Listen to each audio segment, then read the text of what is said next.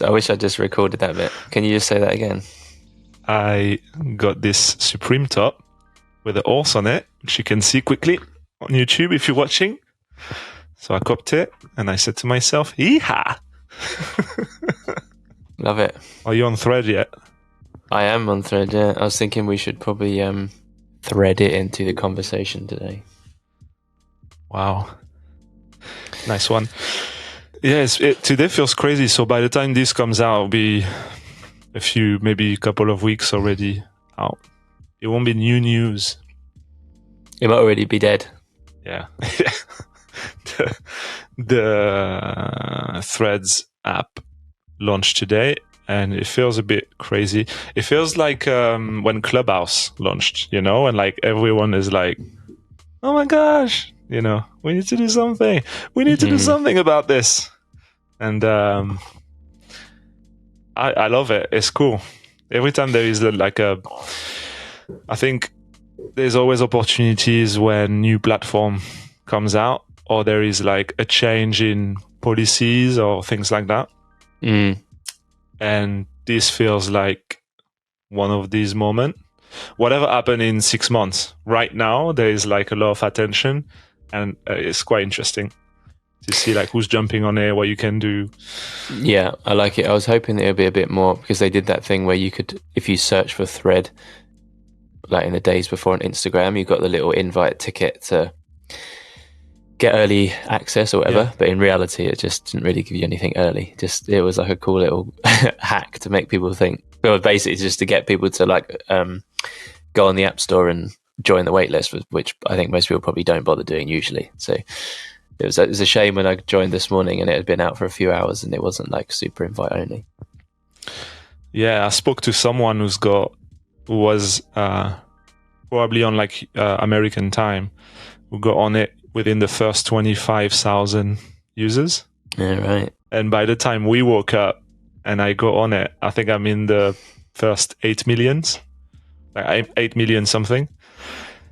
And they got quickly to 10 million. I think 7 hours after launch, they got to 10 million users in 7 hours. So, yeah. So that's pretty crazy, isn't it? I mean, they got 1 million people every hour, so or more than 1 million every hour. So yeah, it goes fast. I think it's gonna be interesting, because when you talk to people that were never on Twitter, like that's maybe some of them are gonna be convinced, but they were already not on Twitter. So Are they gonna start suddenly doing tweets and join conversations on things? I don't know. We don't know. Yeah, exactly. Well, all of the chat, as you can imagine, and as you've obviously seen, is just comparing it to Twitter right now. So I think everybody who jumped on it day one, as you say, is already a Twitter user. I think people from the general consensus is, this seems like a safe space and there's going to be less, like crazy right-wing rants and stuff on here. But, who knows? That's probably not going to be the case. I think anything turns into a cesspit when you just let people say whatever they want. It's obviously good if you're like a content creator or influencer, or you have a following of any level, to be able to just jump back and forth between, because your profiles are linked. It's quite nice the way you have to sign up with an Instagram profile. So I can imagine them building that out in future. So from either person's profile, you can just go back and forth between their content on each platform. I think that's pretty cool. Something that Twitter obviously can't replicate. What's really exciting is what they explain is going to be utilized a bit more in the months, years to come, is the fact that it's like decentralized in a way. Mm-hmm. So you'll be able to, whatever you do on Threads, you'll be able to take your audience in anywhere with you, basically. They have this approach of, I don't know what that is.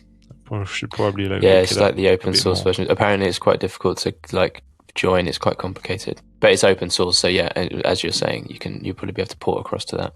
Something that I find interesting, at least, is the concept that if you do something, let's say in a video game, you can spend a ton of time getting whatever, your items, your currency, whatever, but it's always within that walled garden. You can't get it out. You can't sell it, for instance. And people think of that through content, but now it seems you can think of it through an audience, which makes complete sense. If you spend a lot of time building an audience on Twitter or Instagram or TikTok, then you should be able to, the same way as if you had an email list, you can take that list elsewhere.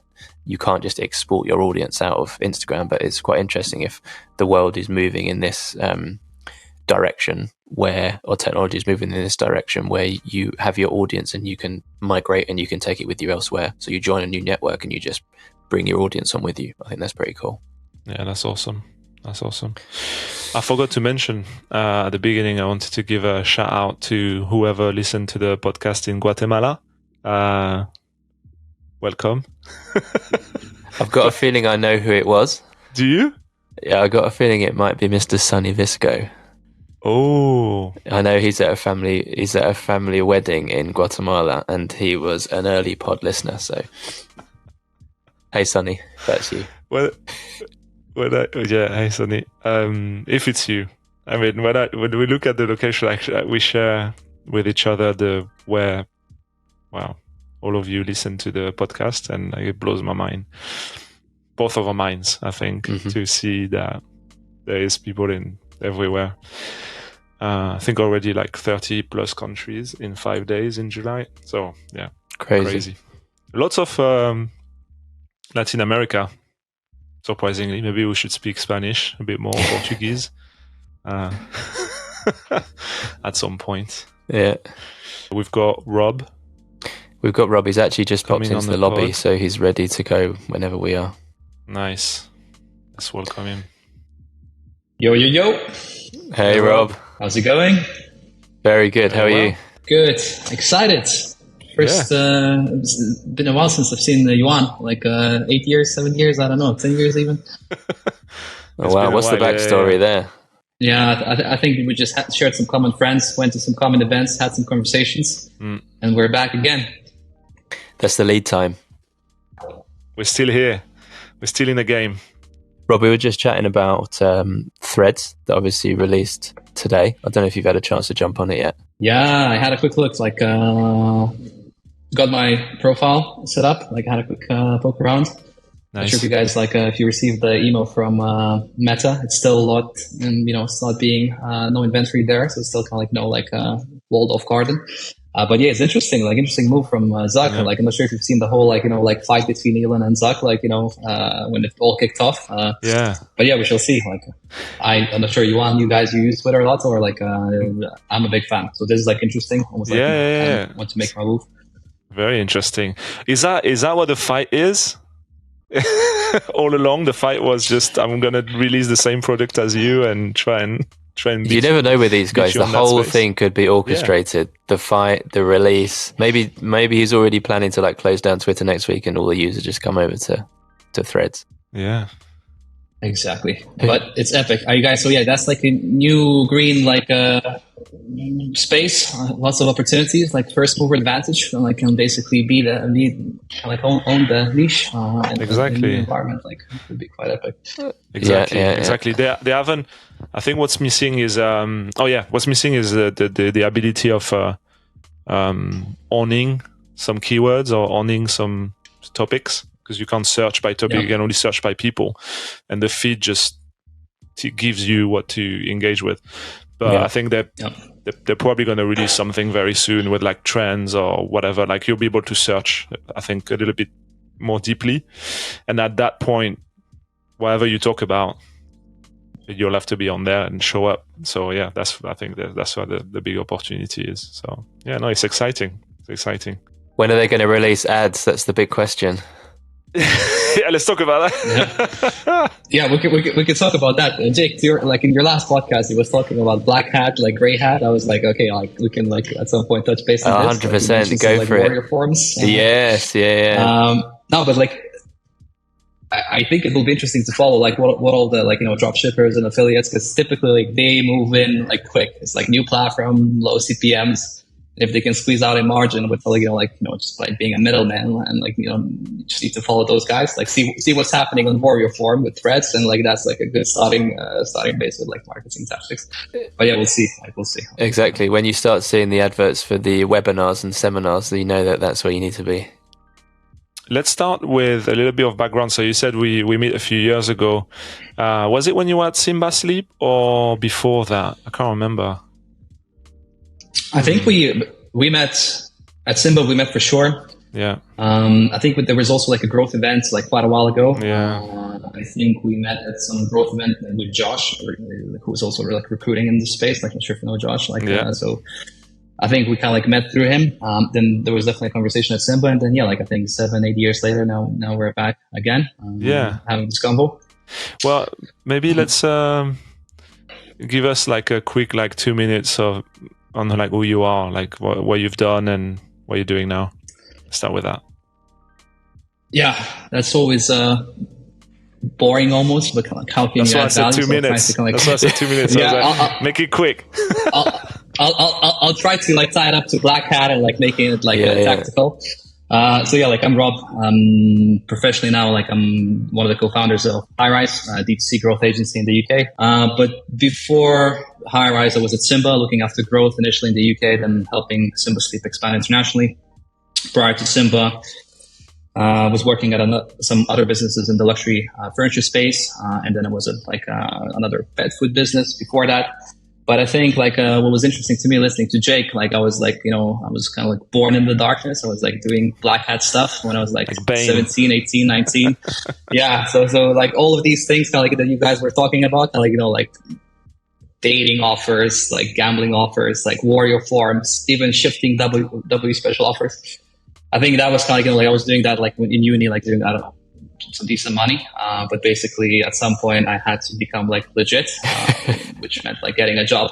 So I do wonder, that alternative path in my life, had I not gotten a job, where would I be? But yeah, I was doing some things that, is probably best kept in private, not in public. But yeah, kind of a lot of the things that you said in the podcast resonated with me. I got a question on that point, right? It's something that I said in the pod as well. I think it was in the one you listened to, or maybe the one we haven't released yet, or we have released it. I can't keep up with what we've released, what we haven't. But it was my kind of gripe is that I feel like every startup at some point has done something that would be in the realm of black hat, grey hat, and throwing it right to you. Was there anything you heard about or witnessed at Simba that kind of falls into, you don't have to go super black hat stuff, but what were did they have a team that was kind of doing hacky stuff to get those growth numbers? I'm not gonna I'm not gonna make it specific to Simba, but again, if you just tie it back to growth hack tactics, could be anywhere. With the web, it's very easy to see who's running ads for how long, and you either operate with the assumption either they're having something very effective, or they're just throwing money at the wall, right? And when when I used to work for companies, and when I we work with clients, kind of that's a very almost easy way to start. You can just look, especially in the States, you can see what people are doing. You can look at the landing pages, the ads, the copies, and I mean, you don't need to just carbon copy what they're doing, but you can easily kind of reverse engineer the funnels that they're doing without the waste, without the kind of the motions of going through the meetings and getting things approved. You can just really accelerate things. And I think we did quite a lot of that. Maybe not at any specific company, but kind of that was my modus operandi. Just seeing where the money's flowing with other brands, and just kind of they went through the motions. Why do we need? And then we just need to be more effective, right?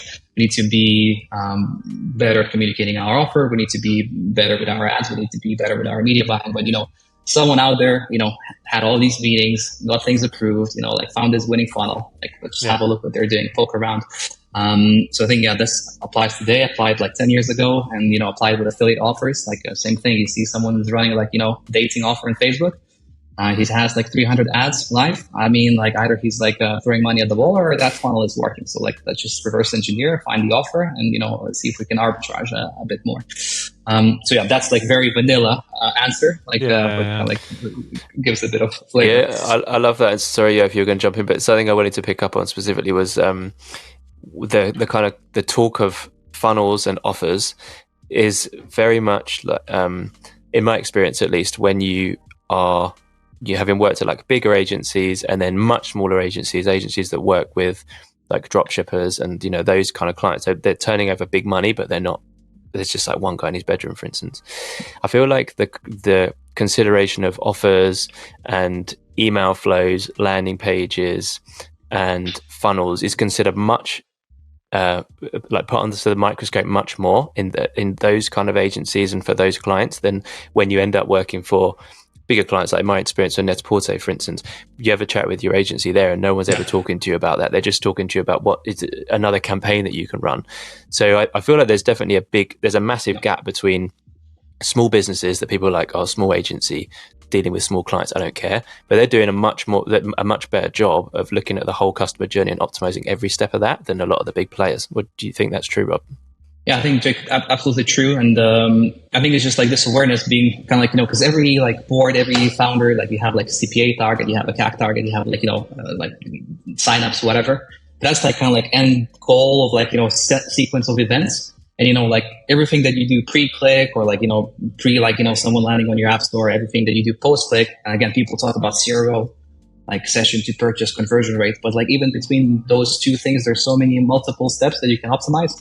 And just like aware of that, drop-offs and like recapturing the email and maybe picking up the phone, right? And actually calling your customer and saying, hey, maybe like the numbers work out and you can do like abandoned cart sequences with your phone in your hand. I think that's just like being aware that every single kind of like step in the customer journey contributes towards that, outcome, your CPA, and that's how you make money in affiliate marketing. Like back in the day, at least when I used to dabble in it, like, you need to squeeze margin everywhere, like optimizing for CTR, etc. And to your point, Jake, yeah, like this awareness, like, I think it's almost like it's like a hack in and of itself. Once you're aware, the rest becomes easy. Like, and then this is how we see the world, like tools, like, now we've got threads, again, like placement, we've got Twitter, Facebook, TikTok, like those are just tools. But if we don't think about offers and funnels, like regardless of how amazing we are at using these tools, like how cool the tactics are, Davos of the world, like you're going to struggle. It's like a, climb uphill. But once you align these things, kind of like, oh my God, you can scale and things get easy and like you can, make money and everyone's happy. Like, so yeah, 100% with you. And I think it's like, makes life easier when you come from that black hat, gray hat background. Yeah, definitely.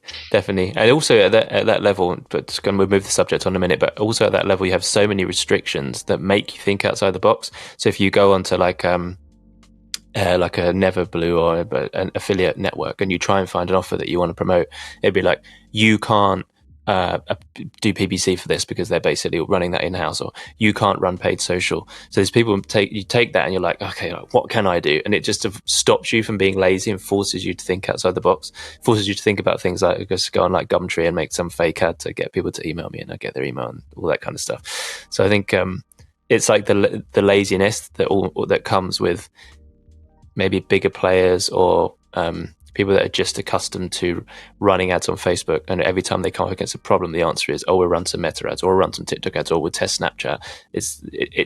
I think it makes you think a bit differently when you have those restrictions in place. I agree. Yeah. This is really cool. A lot of the things that you're mentioning, I'm like, what the fuck are they talking about? Especially the like the affiliate side of things, like that's not something that I'm that experience. I think I understand what you mean by all this, but it's still a bit of a mystery for me. I think what I get from this, especially when you're like a very early stage startup, I see a lot, like based on like the people I talk to like on a regular basis, like new founders or whatever, like you said, Jake, the default thinking to get, I don't know, they're trying to get 10 customers a day, is to go for the obvious, let's run some Facebook ads and stuff. And sometimes it's just, like you said, Rob, just pick up the phone and call 10 people, you'll get your 10 customers. Like, it doesn't have to be spend money on paid ads, whatever the platform you want to go to, because that's going to maybe it'll be fine. But, you're trying to get leverage on like such a small number to like kick off like some momentum that, some other maybe less obvious tactics just work much better. So yeah, got to think outside the box. We work with like a lot of like early stage businesses, late stage businesses. And again, kind of like this is like this default modus operandi, like let's just go to like the tools, like Facebook, TikTok. Now it's going to be 2 months down the line, it's going to be like, now it's like traffic campaigns, then it's going to be threads. Let's run ads on threads. But to tell you, like, speaking with your customers, like, you have 10 customers, you have 100 customers. I think when we kind of like, think about kind of like messaging, okay, like now we zoom out a bit and like talk like macro, like messaging, what type of things that we say in our ads. Again, like, if you have a business and if you have a product and there's a market for it and you have at least 100 customers, 50 customers, just speak with them, like ask them, why do you buy from me? Like, why is that important to you? And kind of like, build your whole value proposition based on that. And kind of like you as a founder, you have like your whole view of the world and you have your vision of the business, of the product. So you know that inside and out. Then there are reasons, there are buying drivers why people connect with it. Even if there's like 100, 8,000, then kind of like, then spin that into ads, spin that into landing pages, use ChatGPT. And again, we can talk about that like in a second. Like super easy. But then again, like there's like, we've been kind of like been discussing this of like, just like, this almost like one-dimensional view of like tools Facebook will solve like growth problems. I mean, it's an epic tool. Like it's an amazing tool. But kind of like, like it's just like if you zoom out a bit, slow it down almost, like, does it make sense? Like, makes things much easier. I agree. I think, I don't know what's the threshold, but your first 100, 200, maybe your first 500 customers, you should know them, all of them, and like speak to all of them. Yeah. For as long as you can sustain it, you should do it. Yeah. And you can get to those levels without spending, at least without spending anything on media. And I feel like you should do. You need to be where your customer is, and you need to like pitch them where they hang. Find out that whatever your business is, your potential users are somewhere else. Like I saw this interesting thing the other day that I put out. I kind of I learned it and then stole it and put it out as a TikTok myself. And it was that why is you can buy like almond milk and soy milk and you can find it in the fridge at the supermarket. It's also on the shelf. It doesn't need to be refrigerated until it's opened. But the reason it's in the fridge is because where is a potential customer that might be thinking about switching to a milk alternative? They're in the fridge or about to buy their milk. So I think it's a really like interesting and powerful thing that you can apply to everything. Like, where is your customer now and what small things can you do to get in front of them? And I think it's probably easier to think of it like that when you're first starting out. So I've got a friend who think about launching a business. It's a really good idea. And he's done like all the planning, and the planning is great. And he was like, it feels like standing at the bottom of Everest looking up. I was like, yeah, but you're never no one ever summited Everest standing at the bottom making the plan. You like got to get that first step on it. And that first step could just be get 10 people in a WhatsApp group that could be your core audience, and then just grow from there. And I think that's something that almost every business could learn from. And we had Tom on from Yonder Card. He was talking about the power of like growing a really small community first, and then using that as your mafia to like, a basic example, like boost up your social comments, or they start out the seed for your referral program and all that kind of stuff. So I think that's super powerful and something that people should just focus in on before thinking about, I'm going to blow 50 grand on getting my first 100 users through ads. 100%. Like, agreed. And like, you guys mentioned you're running some small scale experimentation with, so like, paid on for the podcast. Yeah. And again, there are like small experiments that you can do to grow the initial tribe. And like, you don't even need to pay money, right? Like, again, now I've been listening to some of your episodes, kind of like going to try to make it like, tactical and kind of like make it like actionable, tied to something cool.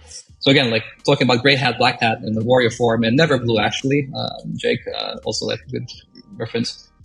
Again, like something that was done in the past and something that we used to do. You can find these offers that have good payout, right? Like, and you can just like print out leaflets, that promote the offer. Then you can go to the trade show that has the customers that you want to tap into. And then you basically can make deals with the vendors at the stall. Yeah, obviously, like might not work in every market, but it's like you can just like tap into this, like it's like a river of your potential customers. Just like stand in front of it and just like start having conversations, or like in our case, like put some leaflets there, like promote your offer, be it your own offer, your own product, or your affiliate offer, and see if you can make margin out of it. So yeah, there are like I think creative ways to tackle it, be it paid ones, be it organic ones. But yeah, just like, if it's free, that's time. You need to kind of like invest time into the exercise. If it's paid, it doesn't have to be really that expensive, but you can still kind of like use Facebook lead gen ads, can do some like clever things to get that initial traction. Definitely. If the offer is good, it will spread. It's not either or. I think you can do both. In our case, for the podcast, obviously, because it's It's a side project, and we don't want to blow or on money too much on it. We're doing some small testing, but it's a good way to like do both at the same time. Most of what we do is organic and kind of a one-to-one messaging and things like that within our network. But the paid side of things is, if one day we get a sponsor, or if we want to spend a bit more money, we already tested paid. We know it's working. And by the way, I didn't tell you, Jay, we're still working very like we're paying like less than 10 cents or about 10 cents a click directly into a download for the episode. It's great. That's super cheap. Do you know what's the CTR on the ad? It's 10% CTR. Oh, there you go. So pretty good. It's I think it's pretty good, So yeah. It's just like getting things ready for when you're ready to have a bit more budget or whatever.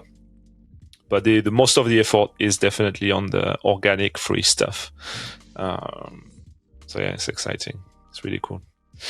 I wanted to transition into maybe do like a segue into your time at Simba, and based on what we just talked about, was there much of that when you were there, or was it already kind of a little bit like my time at Deliveroo, like all paid, big fundraise, go aggressive, open new market, or did you have a bit of that time where it was still like trying to find the organic arbitrage and grinding with the first few, hundreds or thousand customers? So what stage was it, and like what were you focusing on? Yeah, like it's a bit of like just need to operate within like a balance, because Simba is like a client of ours right now. So kind of like shit! All right, let's do it. Well, I think with business like Simba, I think culturally, like when we were working there like ages ago, and even now, I think culturally, like almost like starts at the top, is like just like go after it. It's just like this mentality that in other businesses, like Jakey was kind of like speaking about, like some bigger brands, and like kind of like the modus operandi is almost kind of like sign-offs and slower moving, kind of like decision making, and kind of like this reluctance to test new things. Kind of like even if you look at Simba today, it's like it's like I don't want to say the word, but it's like killers. Like especially in the space of D2C, it's like a team in there is beast, and kind of like keeping up with that business. And it's it's the culture, it's the individuals. So like looking at specific tactics, probably like again like a bit like challenging for me to like give the specifics, because there's a conflict obviously, but it's I think like the one thing that the one defining factor is just like this very specific like mentality to go after it, and even though it's like very big business, because in 2016 2017 like we had 10-15 different kind of like mattress in the box companies, all saying the same things, all mattress in the box, 100-night trial, everyone's doubling down on Facebook, doing the same things. And if you look at the market, really there's like Simba in the UK who's like crushing it. Like the rest have faded. Like, there are some others that, do bits and bobs. But Simba is the king of the mattress in the box space. And I think it's like, this is more so like the culture at the business. I guess like we've seen this at Deliveroo, that it's hard to describe. It's like it's like DNA of the company, which probably shapes the decision making of the teams. Maybe a better question is, what in terms of maybe tactics or channel mix, what is the biggest difference between when you work there and now working with them, with the agency? Is there like a few differences there? Yeah, so I think so I'm gonna like maybe zoom this out. So obviously like Simba is a client, but like we work with a lot of other D2C brands, like well-known businesses in the UK. I think for us, when we speak with clients, when we kind of like founders and senior like marketing leaders, like our mentality is like focus, right? Because like there's so many flashy things, new channels, like Threads is coming out now. There's like traffic optimized campaigns. Oh my God, let's do them. But actually really like, if you spread yourself too thin, like dissipation of resources is going to snap like a rubber band, right? So for us, like if you look at say Simba, like, and again, like we only look at small piece of the puzzle. if you look at other businesses we work with, like even we as an agency, culturally, we say like, let's focus on Meta, let's focus on Google. And now in the last year or so, we started dabbling with TikTok, and it's, becoming bigger. And, there's Pinterest, there's SEO, there's kind of like, all these other channels. The thing is, you start kind of like doing them, and yeah, it's like very easy to get lost and do a lot. Yeah. But actually, like, really thinking about 80-20 principle, and basically thinking about what are the 20% of the levers, what are the 20% of the channels that will help me move the kind of like the needle. And then once you have this awareness, kind of like, decision making becomes much easier. And you're like, okay, I'm just going to focus on these channels. And that's what we do for, say, Simba. So there's like, Google, TikTok, Meta, right? And that's what we do kind of like for others. Like we kind of follow the money, we follow performance, and like at least for us, like this is where we see most value. Obviously, like Pinterest is great and other platforms are great, but for us, like we just 80-20. I think it was true before, but I think what's changed fundamentally is access to capital has changed since last year. It was always about finding the 1, 2, or 3 channel that will make your DTC or whatever business app scale. You don't need to be on 10 channel maxed out to make it. But what's changed is that it was a lot easier to raise money back then. So yeah, you could max out a channel and be on 8 other ones really quickly because you had the resources to do it. And exactly. And the downside of that is that where those channels optimized to the point that they needed to be, maybe at some point, but maybe not over time, because then you just get overloaded by this like hyper growth mentality. Open new countries, open new city, let's go. And that definitely affects the efficiencies within those. So I really like that time now since last year where we have to go back to the fundamentals and really nail those like 1, 2 channels, which for most companies are the ones you mentioned: Google, Meta, TikTok. Those 3 would be like if you kill it on one or none of those, you're gonna do great. Yeah, I think it's funny when you can say, and again, bring it back to what we were speaking about just now. There's so many companies are like, we've been running ads on Instagram for the last 3 years, and we're like maxed it out. Our costs are like increasing. We've like squeezed those customers down. So we want to come and we want to find new people on TikTok. And it's like, there isn't new people on TikTok. You got like 1 billion daily users on Instagram, and those people are going to still be got to be on TikTok. But it's again, it's like the consideration of, and maybe to your point, it's like you got the budget, so it seems easy. The thing to do, or if you have the capital available, the thing to do would be where else can we spend money, rather than how can we now spin out like another 20 hooks that we're going to test, or another 20 email flows, or another 20 funnels. And that just isn't and maybe that's the way that the market is moving now without the access to capital. But there's so many things you can do before you need to move on. And in fact, you probably never need to move on. If you get your PPC nailed and you're running ads on Meta, then you just need to work out how you attract more people and how you bring them to your offer. Yeah. Attracting and kind of like converting, kind of like key things, and like agree with both of you. Like market has changed, cheap money dried up. It's kind of like gloves are off. Like now we need to go. And like the beautiful thing is like this lazy marketing is like going away, right? Where you can just like throw like like half-ass ad into Meta, pre-iOS, things are flying. You've got budgets. No one's looking at economics. No one's looking at P&L.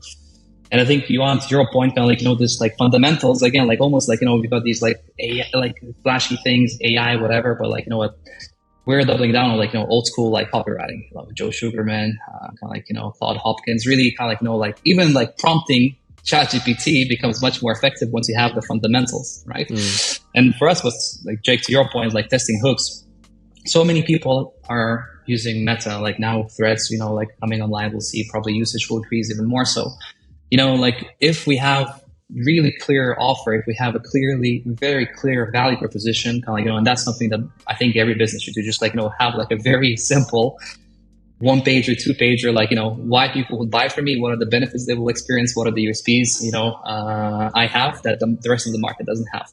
And then, you have Meta, you have TikTok, you have Google, there are so many different ways to communicate these messages to the market and then see which one sticks and resonate with the market the most. Obviously, you need to be methodical. You need to, again, we can talk about testing and like lots of different ways to do it. No right way to do like testing, but like, once you see something that sticks, tying back to like affiliate days, like, when you see that margin, you can double down, right? But you need to be very thoughtful, and you almost need to exercise kind of like restraints to not chase the flashy, shiny objects with new campaign types. Almost like, old school marketing is becoming like, interesting again, like not really a direct response, but kind of, just really going back to fundamentals. What is it am I saying to the market?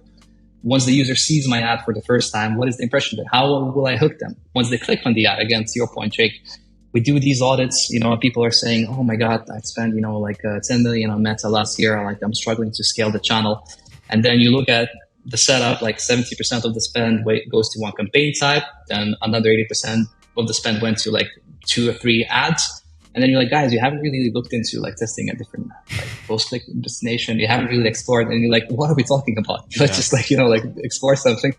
And it's easier to go to, Pinterest, or it's easier to go to like, Snap, rather than really ask ourselves, does it make sense what they're doing? And it's actually easier to just, start being strategic. It's true. Which I think is quite enlightening. Yeah, it's true. I think the thing that changed very quickly for people and maybe for companies that were running ads at scale, like you said, 10 million a year, the measure of success before the economy went to shit,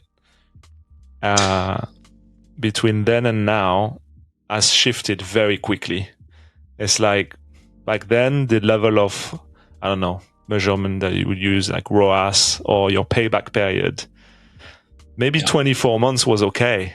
I've been there a few years ago. It was like, 24 months, all good. Investors are fine with that. Let's go aggressive. Then it went to 18 months. Then it went to 12. Then it went to 6. And now it's like, are you bootstrapped? Like, do you make money on your first purchase or whatever, the first 7 days of using your app or whatever?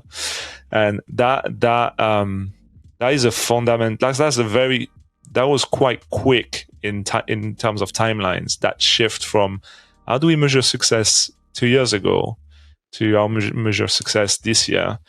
And internal teams, in most cases, are too slow to adapt that fast. So then when they come to you or what,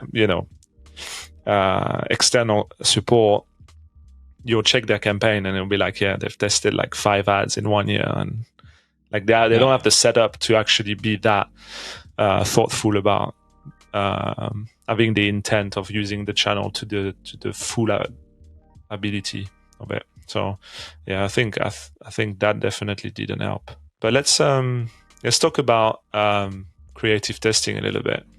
You mentioned that you wanted to talk about it. What is your insight or takeaway as how do you do it at the moment? Like, what do you recommend? Everyone, basically, it's like super polarizing, and every like player in the space will have their own methodology. So I think first of all, it's like, just because we say so, I so, it doesn't mean kind of there's no another 1,000 ways to make it work. Disclaimer, basically, happy to debate, but this because I really hate, just before that, I really hate when people are like, this is the only way to make it work. It isn't. Like, there are like so many different ways. I hate that kind of mentality. I think for us, with creative testing, I'm gonna bring it back to the value proposition. Once you have like a super simple, and it can be complicated, but once you have like a super simple view as a marketeer, as a founder, of your value proposition, like what is the offer? And by offer, I'm not talking about like 10% off. I'm talking about what's the thing that you bring to the market. Once you're super clear about the thing that you will deliver to the market, and if you genuinely believe that this is adding value to people's lives, Then mapping out different kind of like briefs and scripts and kind of like, hooks that you might want to explore becomes extremely easy, because there's tactics. There's like, just go to TikTok, go to Twitter. Like there's like 15,000 different like, frameworks and hooks, but it's more so what will you say in that script that matters, right? And then the tools, Meta, Google, TikTok, they're just like tools to, test these hooks. So for us, whenever we test these kind of like things, everything starts with value proposition, getting like a good download on like what are we going to offer to the market. Now what's quite interesting, again, now we're going to get into like, maybe this gray hat, not black hat. What's quite powerful now with, say, ChatGPT, that I love. In the past, it would take us like quite a while to do it. Not going to name any specific platforms, but like if you don't have a lot of customers, just like you can scrape, competitor reviews, see why people love them, see why people hate them, use that to enrich your value proposition. Love that. Once you have a clear view on like, okay, this is what I have to say to the market, this is what the market says that they love. Okay, then, I can start actually like, scripting, looking at, do I want to push videos? Do I want to push carousels? Do I want to push static image ads? And then looking at different interpretations of, these stories that I want to tell to the market. And in terms of scripts, again, we see this as tactics. Like you go to Twitter, DM me, get 15 different Twitter scripts. Cool. You're going to get those. But like, I think it's very important to have the framework in place. Yeah. I think it's very important to be thoughtful on how we produce and test creatives, because again, you've seen clients, you've seen brands. So much energy goes into production, so much energy goes into briefing, so much energy goes into, running some ads. But then you run this ad, and then out of 9 ads, only 1 ad gets some spend, and then the person who's running the test says, this is the winner. Like, is it really the winner, or is it just the ad that spent the most money and Meta prioritized that? And, this like almost kind of like, confidence is nice. It's good to have confidence, but you kind of like, disregard all the work and all the investment that went into that, producing those 9 ads. So actually the cost to produce that one winning ad, quote unquote, is actually like, significantly more expensive than you thought it is. So for us, what's really important is, be it TikTok, be it Meta, whichever platform you use, you have your like golden funnels, your BAU, however you want to call it. But then you have environments, you do have your sterile environments where you test these creatives, and you give them kind of like exposure delivery in very controlled environments. And once you see pulse, once you see the winners, you naturally move them into your, say, core funnels, core acquisition campaigns. Because we've seen this happen again. Like I gave this example of like 1 ad spending, other ad, not really, 9 ads, not really getting delivery.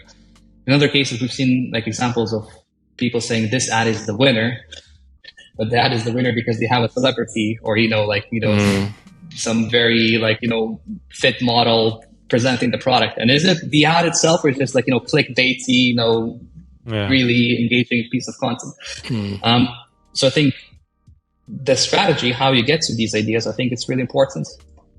The frameworks and the kind of like the scripts that you use, there's plenty of them on the web, but then you also need to be very thoughtful about like how you actually test these things, because it's very easy to come up with some conclusions that don't really mean anything and that make it sound sexy and interesting, but you can't really in this environment specifically, you can't double down and spend like a lot of money on ads if you don't know will work. And I think it's really easy because when you talk about creative testing, people might naturally think that we're going to test creative and the KPI we're going to use to judge performance is the click-through rate, because that's at the uppermost funnel, that's what you think. But the problem is that just then guides you down the path of just creating clickbait. So you need to have that. You need to look at that, but you also need to understand what's your conversion rate, or if you want to do it a different way, you could look at like actions or conversions per, APM, actions per million. You can look at like this is our CPM, this is our APM within this piece of creative, within this audience, and then you can kind of look at it. You can judge your creative performance through the bottom line of the business, not just driving for clickbait. This is great. I came into this problem, and still to this day, still dabbling into solutions. How do you control test your creative, going like one level deeper? Like, do you actually do an individual campaign per asset so they all spend the same amount, or like how do you kind of force Meta to spend money on each assets so you can judge? I was just like getting a bit into tactics, but sort of like again, no single tactic is like the tactic that is like the definite one. So I think for us, like what's interesting, like I'm gonna like two interesting examples that I will share.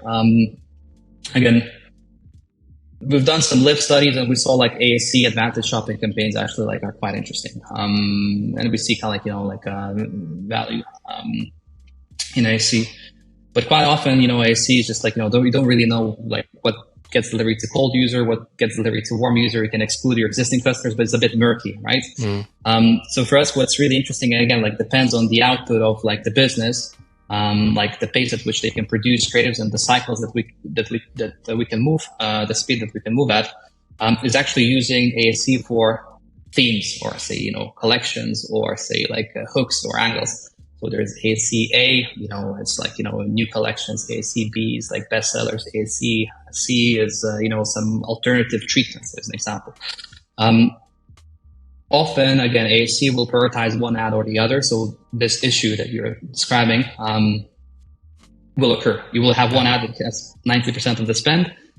Performance might be good. And then do you pause this ad and let the other rest? So like then it gets a bit, you're like, questioning, like what should be done. So for us, what we do, again, like if we have audiences that we know are good audiences, be it broader lookalikes or just pure broad audiences, we literally have a creative testing campaign, broad audiences, be it lookalikes or just purely broad. And again, depending on the business, it's high OV, low OV, like depending on how many conversion events we push and how we look at data. And again, we can discuss data and measurement because Jake, you mentioned some kind of like a lot of the things that you said, like we kind of like follow that. Depending on kind of like, like how many conversion events we want to capture, we typically run one ad per ad set, and make sure that, like all ads from the batch that we get at least equal level of delivery. And very quickly, you'll see some ads are like completely bonkers. Like, they fly. And you're like, okay, I can be certain that I can move them to my like core campaigns.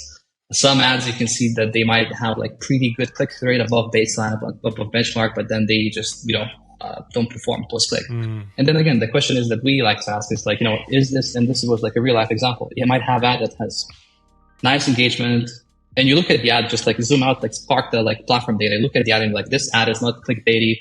It describes the product. It's selling the product well, but it doesn't convert. And then for us, like what's really important, again, just like zooming out, like does the landing page that I send the user to, does it make sense? Yeah. And sometimes you can just like take the ad, rejiggle the post-click destination. Oh, and suddenly like now I have like pretty decent funnel. So I think, like that's how we typically do it.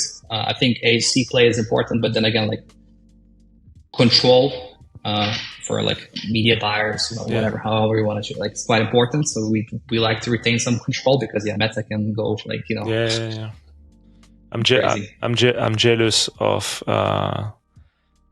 you because when you're in an app ecosystem, you're very limited as to how many campaigns you can do on Meta, particularly.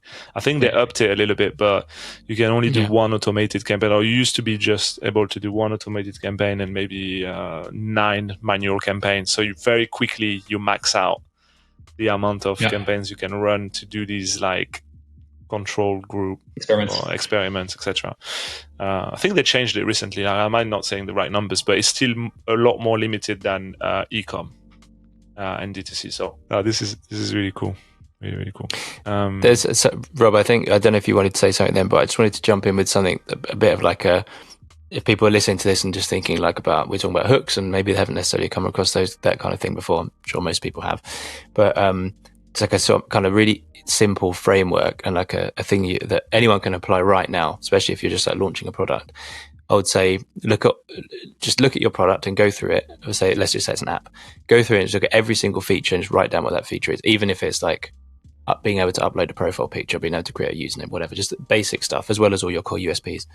Then in a column next to that, you just sit there and think of like 15 completely random potential audiences, like dog lovers, soccer mums, cat owners, all that random shit like that.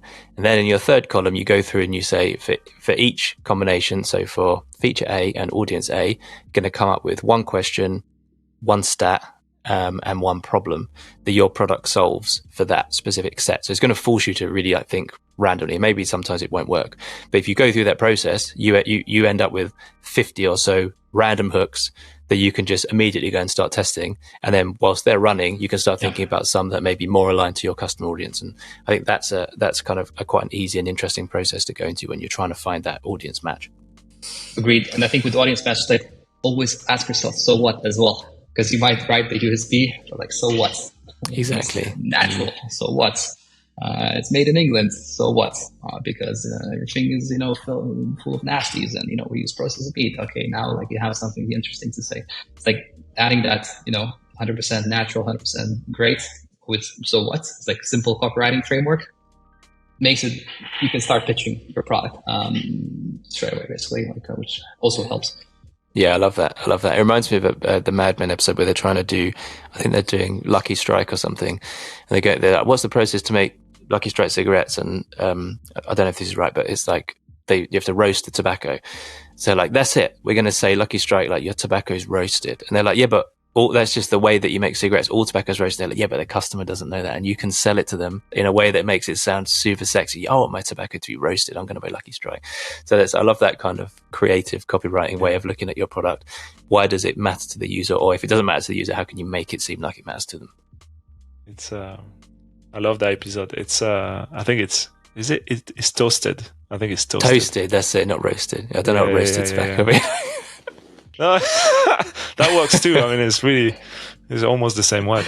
But that's such a great episode. I love it. Nice. We're running on in time, but one thing I wanted to dig into a bit, Rob, and something you've mentioned a few times is use of AI. And like it just in the examples that we're talking about, if you want to come up with 100 hooks, you can just get ChatGPT to do it. You can give it those exact things that I just said and take all the brain work out of it. Are you finding that from a kind of marketing perspective, you're utilizing maybe certain tools or products, if you want to plug like a tool that you guys are using, or just like GPT, to like handle some of that heavy lifting on a day-to-day more these days? So we're using it for sure. I think and the more kind of like the more source, quote unquote, material you give it, you base your value proposition, you base your competitor like reviews, you base your competitive 1-star reviews. The more kind of like whatever, however you want to call it, source data, the more interesting answers you will get. So for quite a bulk of the things, we use just GPT-4. Again, just like keeping it basic. One tool that was quite interesting for us, and again, this is where you can play around with scraping potentially and just like organizing big batches of like text, is Kraftful. So Kraftful with K, which is like a pretty good tool to literally summarize sentiment. And then again, like whenever even we have conversations with like stakeholders, we say, look, this is not persona work. This is not branding. This is purely to understand the sentiment. And like, this is already good enough. And you can, scrape 500 reviews, 300 reviews, run it past Kraftful, you're going to get some really interesting insights. And at the most basic level, if you then look at some scripts for Facebook ads, TikTok ads, and again, like everyone has their own methodology. We have our own methodology, but it's easy to find. As web is full of it. Then you can just like say, hey, these are the reasons why people love this product or my product. Using this framework, and you write me a Facebook ad, right? Like, and it will kind of like, spit out like that. It's not going to be perfect. Again, this is where you need to think. Like, does it make sense for the script to appear to cold user? Does it make sense for the script to appear to warm user? But I think there are like clever ways to use these tools. And I think the main thing is like source data, just like using Jake's framework, just like mapping out the value prop, pasting it, maybe like scraping some like data, enriching it. Kraftful is great actually for like just summarizing and getting to like insights. Very cool. I love that. Scraping the reviews. I'm going to do that. That's awesome. I feel like I really enjoy this. Like we've gone on like a super nerdy like takeaway episode, which is great. I think it's going to be really brilliant. I think that was great. You were great, Rob, for your first. You popped your cherry. Cherry, exactly. Thank you. I didn't have any pregame, just like straight into it. That's the way. That's what we're trying to do. We're trying to make it not seem too like staged. Like if you listen to some other podcasts, marketing podcasts, it's like they got the questions in advance. it can be a bit random and it's a bit awkward at points, but I think that keeps it natural, like a natural conversation rather than a scripted thing. Well, epic, guys. Jake, you on? Hope you get to 2,000 downloads quick. Yeah. Then times 10. Thank you. Thanks, Thanks, Rob. guys. Appreciate it. Ciao, ciao. That was dope. That was wicked. Yeah, I really enjoyed that. People gonna like get their notepads out for that one. But I think for the DTC kind of crowd, that's great. You know, like going a bit deeper. Can't believe I said he popped his cherry. Is that bad? No, it's good. I think that's good. That's funny. I like it. It's funny because people find it. I think now we're just used to it being like a bit random. I think other people are like, oh, it's going to be super structured and it's going to be like, right now we're going to talk about this and talk about it. So I think it throws people a bit. But hopefully that means they get into more like a natural. They say things that they wouldn't have done if it's exactly. And I think that's how you create. That's how we'll create affinity with us talking. Just like keeping it free flowing like that, random, sometimes back and forth questions, jumping back into a topic. That's okay. I think that's okay. I want to say a little hello to anybody that I DM'd on Slack and asked them to listen to this podcast. If you're still listening, this will be 3 episodes after I DM'd you. So glad that you're still here and thank you for checking out the pod. Oh, that's really nice. Same for me. Hello, everyone. Thank you for staying. And we should also probably say, if you haven't seen, we also sending a newsletter every week with more insights, some fun content, some classic ads. It's growing quite well. But if you listen to this, check the link in the description and go subscribe to our newsletter as well. You will get more out of it. Probably by the time this goes out, this is probably too late to say this, but maybe you can still get on board. But the first 100 people that sign up to the newsletter will get a free In Growth We Trust sticker, Gen 1, limited release. I don't know when you'll get it because I came up with the concept and Yo was like, if you want to do that, you can own it. And I was like, okay. And then I told my wife and she was like, do you know how much it's going to cost you to buy 100 even second class stamps? So it's like 75 quid, which isn't a small amount of money to send a bunch of free stickers to people. So you might have to get them in waves, but if you sign up and you're within the first 100, you might get one.